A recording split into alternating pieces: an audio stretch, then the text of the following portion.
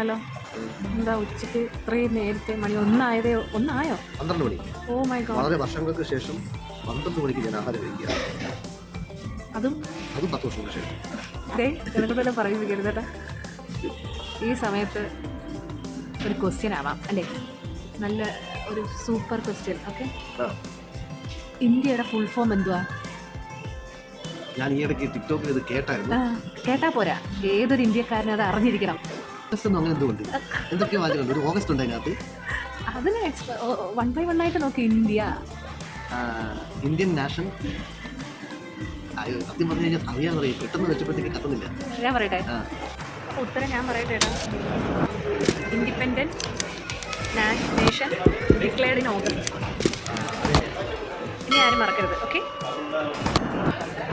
എന്നെപ്പോലെ അറിയാത്തവരുടെ കാര്യമാണ് പറയാം. അറിയാവുന്നവർക്ക് ഓക്കെ, അറിയാത്തവർക്ക് വേണ്ടിയിട്ട് നോക്കാം.